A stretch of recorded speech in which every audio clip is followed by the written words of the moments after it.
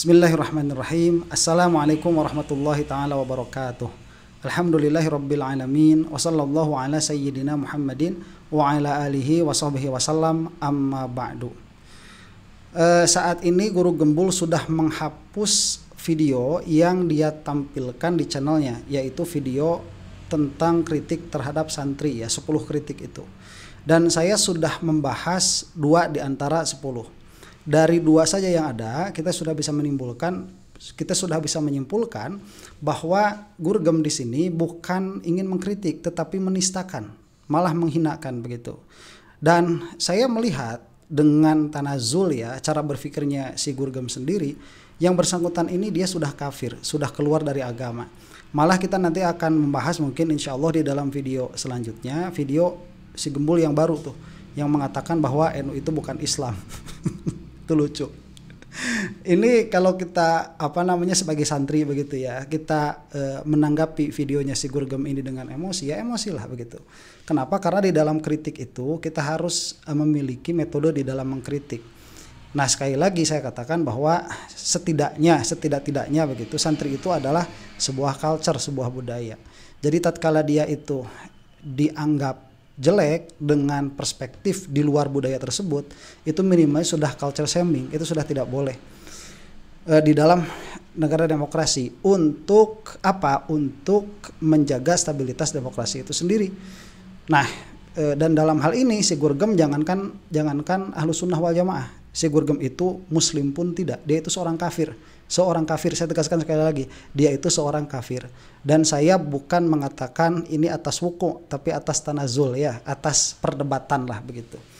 Nah, banyak yang mengatakan di bawah kolom komentar saya bahwa apa yang dikatakan sama si Guru Gem itu adalah fakta semata begitu, ya. Jadi ngobrolin fakta kenapa marah?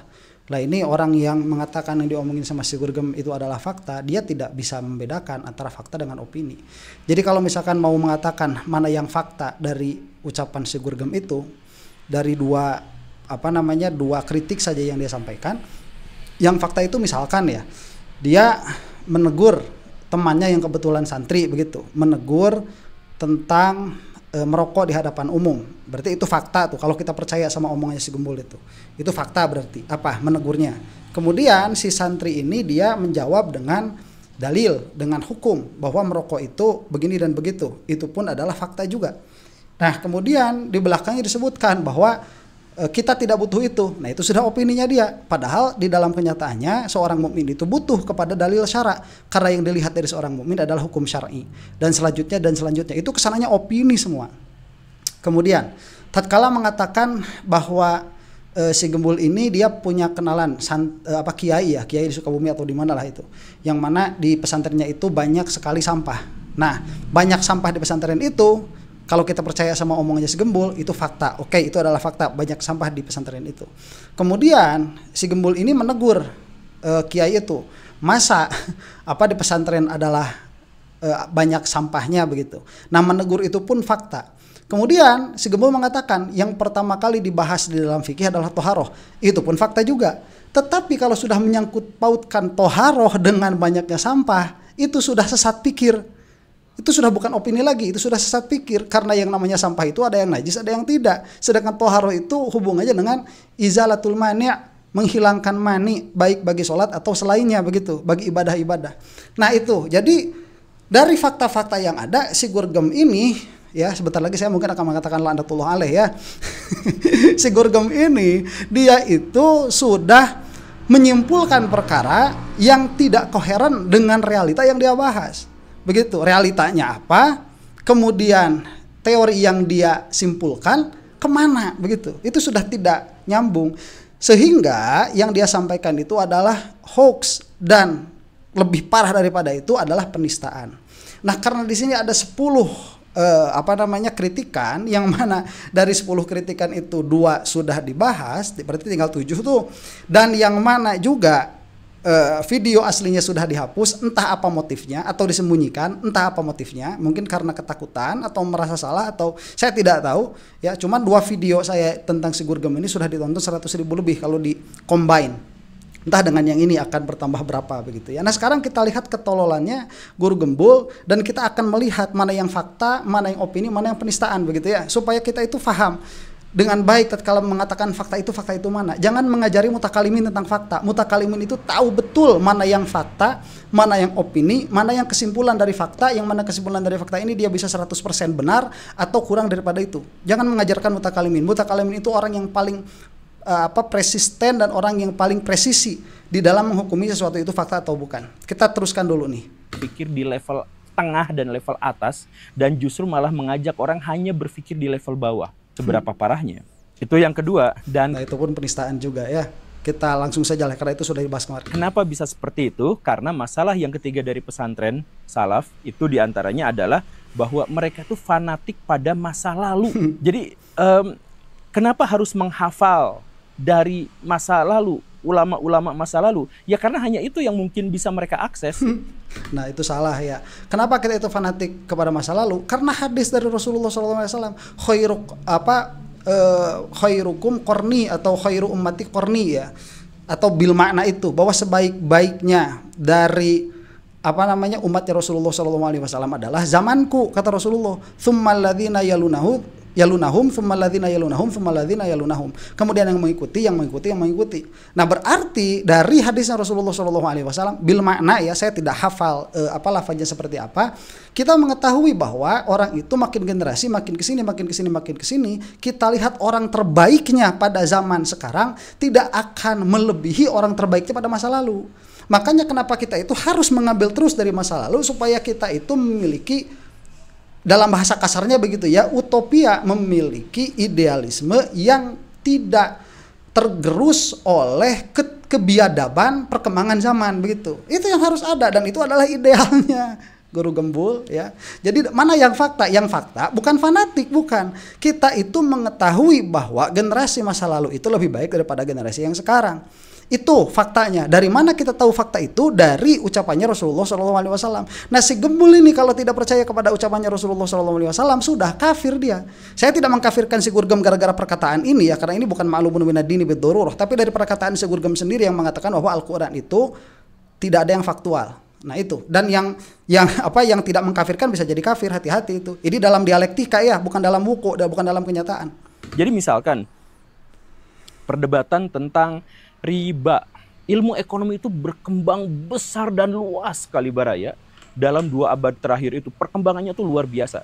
Tetapi kalau nanya ke anak pesantren, ilmu ekonomi yang sekarang misalkan tentang riba dan lain-lain diambil ke otoritas ulama tahun 1000, tahun 800, tahun 1000, tahun 1400 begitu. Jadi bayangkan perkembangan yang sekarang tapi harus ditarik ke masa lalu. Karena apa? Karena mereka tuh mensakralkan apa yang terjadi di masa lalu. Sudah tradisi jadi seperti itu, ya udah begitu aja gitu. Tolol ya ini. Nah begini, jadi kalau misalkan apakah fakta tatkala riba sekarang diambil kepada masa lalu? Fakta itu. Nah terus kenapa kok seperti itu? Tadi sebagaimana yang sudah saya sebutkan, karena tidak ada satu permasalahan kecuali pernah dibahas oleh orang-orang yang terdahulu, dan mereka itu tatkala menghukumi perkara pasti lebih presisi daripada kita. Adapun yang ada sekarang itu hanya perubahan istilah-istilah saja, dan itu bisa dibuktikan begitu ya dari akad dan selainnya, itu sudah saya jelaskan kemarin. Makanya mereka itu selain berdebat pasti sumber dan referensinya itu berasal dari masa lalu dan tidak berani untuk bikin sendiri di zaman sekarang. Dan kemudian kamu jangan bikin dulu yang zaman sekarang ya, karena kan kamu itu levelnya belum sampai ke situ, kamu belum jadi mujtahid, kamu belum mengerti soal istihad dan sebagainya, syaratnya kan harus kamu penuhi. Nah kalau ulama zaman dulu itu syaratnya sudah terpenuhi gitu. Kan mereka itu nggak berpikir soal akumulasi pengetahuan orang-orang di zaman dulu tuh justru terakumulasi di zaman sekarang, sehingga akses informasi dan pengetahuan orang zaman sekarang itu jauh lebih memadai daripada orang-orang zaman dulu. Nah itu sebentar, itu faktanya apa? Faktanya betul, kalau misalkan kita ini mempertanyakan tentang suatu hukum, kita pasti merujuk kepada orang-orang yang masa lalu. Betul itu. Kenapa? Karena yang masa lalu itu mereka sampai kepada derajat mujtahid, kita tidak. Itu pun betul. Lalu kenapa si Gurgem ini bermasalah? Wong ini sudah menjadi usulnya kita kok. Kenapa kamu mempermasalahkan itu? Kamu itu Islam atau bukan? Kalau kamu itu seorang Muslim, kamu itu harus punya berpikir pola pikir fikih. Kalau kamu memiliki pola pikir fikih, hierarki di dalam pengetahuan itu memang betul adanya, dan saya sudah menyinggung ini kemarin begitu ya, supaya tidak usah disinggung lagi nih, supaya kita maju begitu. Itu sudah selesai. Kemudian kalau misalkan dia menganggap itu adalah suatu permasalahan yang salah karena dengan asumsi bahwa orang zaman sekarang itu informasinya lebih banyak daripada orang zaman dahulu. Sebentar, kita ini ada yang namanya nakilin begitu. Apakah yang dikatakan oleh si Gurgem ini benar bahwa informasi yang ada diterima sekarang itu lebih banyak daripada informasi yang diambil oleh orang-orang terdahulu? Sekarang begini aja, ya, Imam Bukhari hafal berapa hadis tuh? Si Gurgem hafal berapa hadis? Si Gurgem orang sekarang.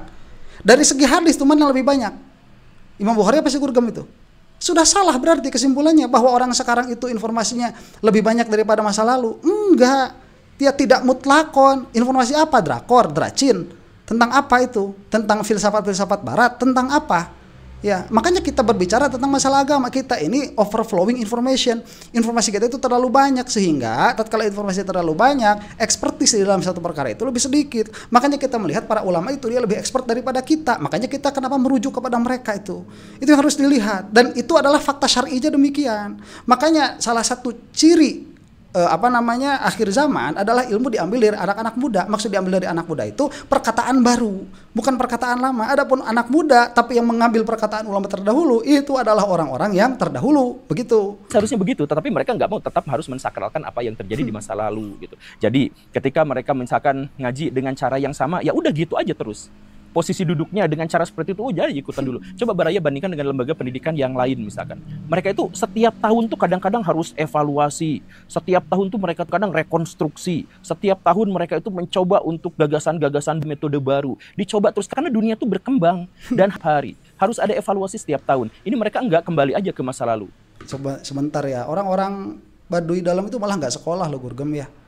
Udah kamu terima saja ini. Kalau kamu tidak bisa memahami ekosistem suatu peradaban, ekosistem suatu budaya, udah kamu diam aja begitu. Kalau kamu tidak bisa memahami, karena kalau kamu itu masuk ke dalam ranah private seperti ini, itu sudah menghinakan, itu sudah penghinaan itu. Ya, kritik saja tuh Baduy dalam sekalian. Mereka nggak sekolah, kita itu sekolah kok, meskipun duduknya di bawah begitu. Kenapa? Karena kita memiliki barokah. Yang namanya barokah, masa guru yang mau sejajar sama murid itu nggak bisa. Secara simbolik itu ditampakkan dengan cara seperti itu. Dan apakah semua santri seperti itu? Enggak juga. Semua pesantren seperti itu? Ya enggak juga. Ya, itu harus dilihat. Jadi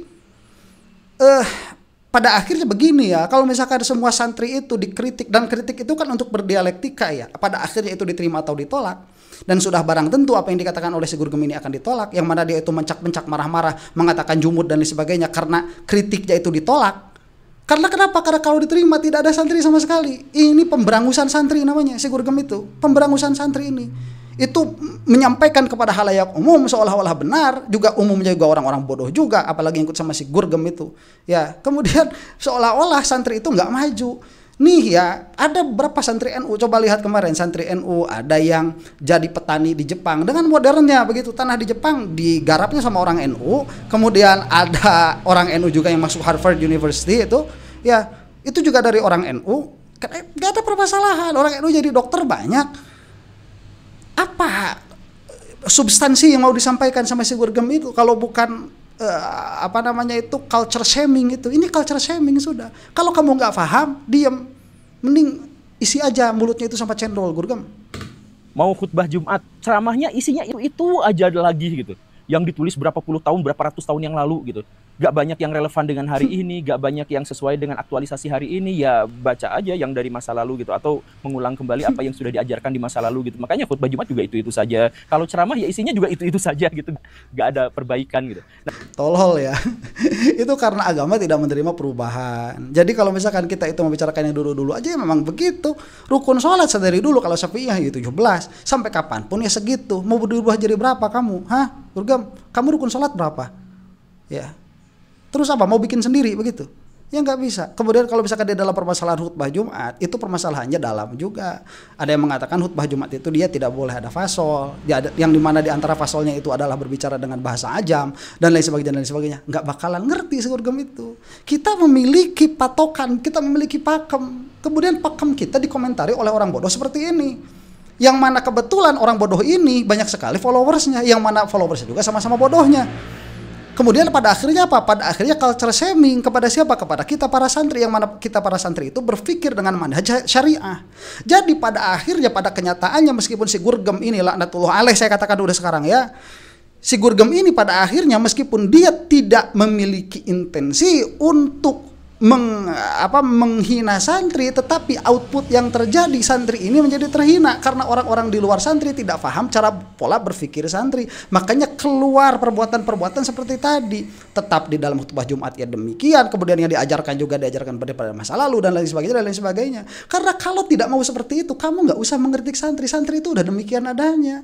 Ya, itu yang di luar santri juga banyak, anak-anak SMA udah kesana aja kalau mau begitu. Kita itu punya wadahnya, yang mau jadi santri ya silahkan. Kita memiliki pola pandang khusus, pola pandang khas sebagai seorang santri. Orang awam juga punya pola pandang khas yang sekuler, saya katakan begitu ya, sebagai orang yang sekuler begitu. Saya mah ini saya ya, kamu mau apa kalau saya begini? Saya punya anak ya, saya lebih bangga anak saya itu bisa ngaji kitab, faham perkataan orang-orang terdahulu daripada faham atau gagap terhadap filsafat modern yang ada sekarang misalkan, atau daripada sains yang ada sekarang. Itu mah apaan, gak bakal dibawa ke akhirat begitu ya. Itu kenapa saya seperti itu, karena ada pola pikir di sebelakangnya, ada usul berpikirnya, mana ilmu nafi', mana ilmu yang tidak nafi', mana ilmu yang bermanfaat itu hanya sampai di dunia, mana yang ilmu bermanfaatnya itu sampai di akhirat, mana ilmu yang bermanfaat itu di dunia tapi jadi penopang bagi ilmu yang ada di akhirat. Kita paham itu semua sudah selesai. Dan karena umur kita ini sangat terbatas, maka kita memilih mendalami suatu ilmu yang memang paling baik untuk kita, untuk akhirat kita. Kalau kamu nggak mau seperti itu ya sudah, dan kalau kamu sudah tidak paham, diam aja, mending isi perut kamu sama cendol begitu. Nah, kenapa bisa seperti itu? Nah, ini menyangkut masalah yang keempat, karena mereka itu tidak terbiasa dengan ilmu pengetahuan, terbiasanya dengan doktrin. Jadi kalau diajarkan dari masa lalu begitu, ya tidak kritis, tidak berpikir apa-apa, ya udah ikutin aja. Makanya mereka nggak punya data statistik, mereka itu nggak punya kalkulasi, nggak punya data yang bisa diuji. Dan karena nggak punya data yang bisa diuji, ya gimana mereka bisa introspeksi? Misalkan sebentar, nanti ketololan lagi. Jadi permasalahan yang keempat itu apa tadi? Tidak terbiasa dengan ilmu pengetahuan katanya, terbiasanya dengan doktrin. Nih begini, Gembul ya, apa doktrin itu? Doktrin itu dia suatu qadiyah kita katakan, atau dia suatu proposisi yang diberikan tanpa landasan berpikir. Itu namanya doktrin. Nah, kalau seperti itu ya coba lihat nih di pelajaran-pelajaran SMA, itu doktrin di sana banyak. Rumus misalkan diameter lingkaran. Itu sebelum kita bisa menurunkan semua turunan rumusnya, itu doktrin dulu. Setelah doktrin nanti kita mempelajari lebih dalam lagi rumusnya, mempelajari lebih dalam lagi, sehingga kita bisa tahu dari mana 3,14 pi ini keluar itu dari mana. Loh, kenapa pi itu 3,14 saya tanya? Udah sama si Gurgem aja. Kenapa pi itu 3,14? Tidak selain itu, tidak 3,15, tidak 3,00. Ya, kemudian kenapa misalkan 1 bulan itu adalah 30 hari, dalam sebagian lagi 31 hari. Kenapa satu hari itu 24 jam, tidak 24, sekian, ada komanya kan itu sebetulnya. Yang mana nanti pada akhirnya menjadi hari kabisat itu. Itu kan doktrin dulu. Orang mana ada belajar tanpa doktrin dulu. Doktrin dulu semuanya juga. Nah, kalau kamu sudah memiliki atau kamu sudah selesai dari doktrin ini dan kamu mau melanjutkan ke dalam tahap pemahaman, ada pesantrennya agak lama, yang mana pada akhirnya kan yang fardu ain itu kita menerima doktrin yang fardu ain. Makanya kalau punya waktu pesantren cuma 3 tahun, waktu pesantren cuma 6 tahun, itu nggak bakal sampai tahu kenapa niat itu rukun pertama dari sholat, nggak bakalan sampai tahu. Tetapi kalau misalkan dikatakan rukun pertama itu apa, sholat niat ya, rukun pertama dari sholat itu niat misalkan. Kalau kita itu terus ngajinya sampai sana, kita bakal tahu itu bukan doktrin, itu logis begitu. Tapi ya waktunya memang cukup lama. Nah sekarang begini, kalau misalkan ya dikatakan santri ini terbiasa sama doktrin, kamu lihat anak-anak SMA juga sama. Malah jangan anak-anak SMA, kamu ngaca ya, muka kamu itu penuh doktrin semua. Kamu dari mana dapat kesimpulan seperti ini? Doktrin. Kamu itu tidak menguasai logika aja tidak kamu kuasai. Orang yang tidak menguasai logika, tidak menguasai silogisme, tidak menguasai mantik, semua ilmunya doktrin itu. Semua ilmunya doktrin, semua pengetahuannya lah saya katakan demikian ya. Terus kalau misalkan dikatakan tidak mempunyai statistik dan lain sebagainya, kamu itu bergaul sama santri yang kurang gaul begitu. Apakah itu kenyataan? Tidak. Karena kenyataannya kalau berbicara santri kan berarti seluruh santri itu suatu sistem. Kita itu ya di dalam Syafi'iyah menentukan bahwa Seseorang itu haidnya umur berapa, kemudian kalau dia tidak haid baliknya umur berapa, itu bukan dari hadis. Hadis nggak ada yang membicarakan tentang hal itu. Itu bicaranya dari mana? Dari data, dari statistik. Imam Syafi'i ya radhiyallahu taala anhu itu pergi ke pasar dulu, itu ngambil statistik, itu diajarkan juga kepada kita. Malah ada istilahnya itu apa? Istiqra. Malah kita tahu istiqra itu ada yang tam, ada yang ghair tam. Kita nanti juga tahu kesananya berapa nilai statistik ini, margin errornya berapa. Kita tahu. Saya belajar itu di mana? Di kitab. Yang kitab itu dipelajari di mana? Di pesantren. Jadi ini sudah fitnah lagi kalau mengatakan santri itu tidak memiliki data. Mana yang kamu maksud? Itu mungkin teman kamu yang bodoh saja. Suruh siapa kamu gaul sama orang bodoh? Nah, karena kamunya juga memang bodoh, gembul gitu. Ya, karena kamu nggak bakalan sanggup nggak bakalan sanggup berteman sama orang alim, itu nggak bakalan sanggup. Setiap omongannya bakal dikritisi gitu. Segera itu. Kan contohnya beginilah ya. Kalau misalkan kita ada di sebuah kampus di lembaga pendidikan universitas misalkan, ya si universitas itu punya data lulusan mereka yang jadi pengusaha berapa persen, yang jadi pejabat berapa persen. Agar apa? Agar mereka tuh bisa mengevaluasi diri. Dari jumlah mahasiswa yang lulus tahun segini itu mereka dalam 2 tahun ke depan itu mereka jadi apa. Nah, ternyata kebanyakan jadi wirausaha bukan bekerja di sesuai bidangnya. Berarti kita harus introspeksi. Nah, harusnya kan ada data seperti itu. Sekarang ada nggak data dari pesantren-pesantren? Kan mereka itu sering sekali mengklaim bahwa tahu nggak pesantren ini tuh melahirkan ulama besar. Mereka sering mengklaim seperti itu. Ada nggak datanya? Misalkan berapa persen di antara mereka yang jadi ulama? Sebentar ya, itu tanyakan sama pesantren-pesantren besar seperti Huda. Itu biasanya ada di alumninya. Dan apa juga urgensinya? Bukan data-data seperti itu. Itu data-data buat apa? Data-data statistik untuk introspeksi diri misalkan. Ya sekarang begini ya. Mau gimana kita berbicaranya itu ya? Tidak ada substansinya yang diomongin sama si Gurgem itu. Jadi ini ngomongin data statistik apa sih sebetulnya? Data statistik mengenai pengetahuan yang diajarkan atau data statistik alumni? Kemudian data statistik alumni itu kalau tidak adanya di mana? Ya karena setiap tahun pesantren itu dia suka suka alumnian nih, kalau di kita suka alumnian itu dia mendata mana santri yang jadi pengusaha. Biasanya gitu, kalau ini santri jadi pengusaha biasanya dipinta duitnya agak banyak. Malah kalau misalkan ikatan alumninya itu bagus, itu suka saling membantu kalau ikatan alumninya bagus. Ini mengatakan nggak ada lagi, man. Kamu itu udah ngomong sebelum research. Ya kita ini tahu, kita ini santri, minimalnya saya itu bergaul dengan banyak sekali santri yang tulen santrinya itu. Yang dikatakan sama Gurgem ini tidak ada basis datanya. Berapa persen di antara mereka yang jadi pemabuk, berapa persen di antara mereka yang jadi penipu, berapa persen di antara mereka yang jadi koruptor, berapa persen di antara mereka itu yang jadi orang baik, berapa persen di antara mereka yang jadi pengusaha dan sebagainya, berapa? Mereka nggak punya data itu. Sebentar, terus kenapa kalau nggak ada? Ya, SMA punya berapa yang pemabuk itu? Kamu kan ngajar Gurgem tadinya, entar di SMA kalau tidak salah. Tanyakan sama SMA kamu, yang pemabuk berapa orang? Yang pezina berapa orang? Yang pelacur berapa orang? Yang ngomongnya kayak kamu, yang kafir berapa orang tuh? Ya, tanyakan juga. Terus kalau nggak ada kenapa? Apa substansi masalahnya? Kenapa ini diserang jadi kekurangan santri begitu? Kenapa demikian? Bahkan data yang saya sebutkan tadi, jumlah santri di Indonesia itu luar biasanya apa? Kementerian Agama tidak memiliki data yang valid. Dan kalau misalkan cek, Baraya akan menemukan angka yang begitu bervariasinya, begitu banyaknya, saking tidak punya data yang valid level Kementerian Agama gitu. Jadi kalau misalkan nggak ada yang data yang valid, akhirnya apa? Mereka nggak terbiasa dengan bukti empiris, mereka tidak terbiasa dengan kalkulasi manual, hitung-hitungan dan sebagainya. Jadi sebentar, ini jangan orang si Gurgem itu mengatakan kemarin kita tidak punya abstraksi yang bagus. Dia nggak punya abstraksi yang bagus. Dari tidak ada data alumni yang pas, jadi tidak memiliki pola pikir ilmiah lah katakan begitu ya, berbasis data. Nih ya, saya tantang aja si Gurgem. Mana institusi yang paling baik misalkan di Indonesia? Katakanlah UGM ya.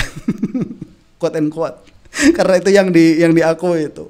Universitas kedua terbesar di Indonesia. Pertamanya apa? Mungkin UI ya, mungkin saya tidak tahu. UGM misalkan katakanlah. Tanya sama UGM, berapa lulusan mereka yang pemabuk itu? Yang jadi termul berapa? Ada nggak? Kemudian tatkala tidak ada dikatakan UGM itu tidak terbiasa berpikir ilmiah. Kamu mau ngomong kayak gitu? Ya. Apa ini? Stigma macam apa ini?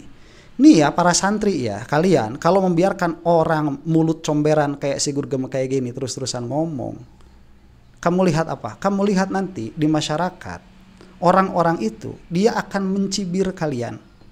Akan mencibir. Dari cibiran itu yang menjadi permasalahan. Apa yang jadi permasalahan? Kamu jangan pikirkan diri kamu ya, karena kita mah santri ya. Kita mah dicibir sama orang cuek-cuek aja begitu. Karena kita tahu lah, apa kita dicibir sama orang malah seneng kan? Ya, kita itu digibahin sama orang malah seneng. Tapi jangan lihat itu. Dari segitunya kamu untung. Tapi lihat ke depan ya, siapa yang akan meneruskan warisan Rasulullah SAW? Kalau orang seperti ini dibiarkan begitu, ya minimalnya lawanlah narasinya begitu, minimalnya. Apakah harus dinepalkan si Gurgem ini? Saya mah nggak mau komentar ya, saya mah tidak memilih itu. Saya mah memilih untuk berdialektika saja. Ya, itulah yang saya pilih begitu. Buat orang kayak si Gurgem ini, laknatullah alaih sekarang sudah ya. Saya tidak tahu orang seperti ini bakal bisa berubah atau tidak. Saya tidak tahu karena pikirannya itu kacau. Kegilaan yang ada sama si Gurgem ini. Yang dilihatnya apa, kemudian fenomena yang terjadinya apa, yang dihukuminya siapa. Repot. Ini kan kalau kita mengatakan kayak apa ya, kayak di Indonesia lah katakan begitu. Indonesia itu dia ada beberapa orang yang katakan misalkan gembong narkoba, misalkan beberapa orang.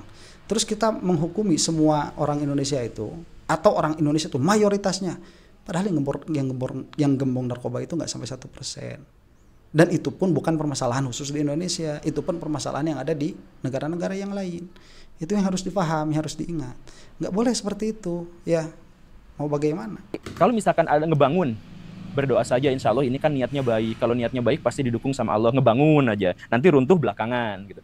Gimana caranya misalkan ini pesantren ini dapat uang? Ya yang penting mah kalian tulus ikhlas aja di sini. Yang penting apa? Ya nanti ujung-ujungnya ngemis-ngemis gitu. Karena mereka tuh nggak pegang data, nggak punya pegang sesuatu yang empiris.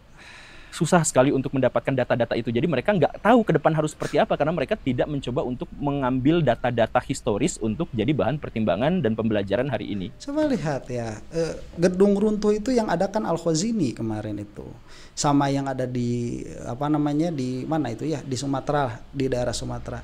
Terus kenapa dikatakan jadi santri itu tidak tidak berlaku berdasarkan data?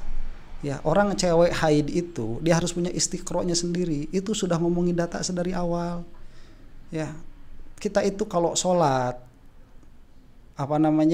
mau pakai tayamum itu harus ada surat dokternya. Itu udah dikatakan dari Syekh Nawawi dari dulu. Saya sedih pada akhirnya ya membicarakan hal ini. Kenapa sih si Gurgem itu pikirannya bisa sekacau ini? Ada kebencian apa dia itu sama santri itu? Ya, kalau saya sih ini ranahnya sudah bukan ranah sudah bukan ranah dialektika. Ini ranahnya sudah ranah sakit hati begitu. Yang diomongin apa? Minimalnya kalau seperti ini, mau seperti ini, berdialektika lah ya Guru Gembul gitu. Saya mau menantang yang bersangkutan si Guru Gembul ini untuk berdialektika, untuk mempertanggungjawabkan apa yang dia katakan, bukan menghapus. Ya, menghapus, nggak ada permintaan maaf, malah nyerang NU sekarang. Nah, ini kita akan lanjutkan lagi. Sampai sini dulu kesimpulan saya, orang kafir ini tidak boleh dibiarkan ngomong tentang Islam karena dia itu orang kafir yang berkedok Islam. Akhirnya tatkala menjelek-jelekan Islam seolah-olah itu adalah pendapat yang valid dari diri Islam itu sendiri, padahal dia kafir. Demikian, mudah-mudahan kita semua diampuni oleh Allah Subhanahu wa taala. Wallahu taala a'lam bissawab. Assalamualaikum warahmatullahi taala wabarakatuh.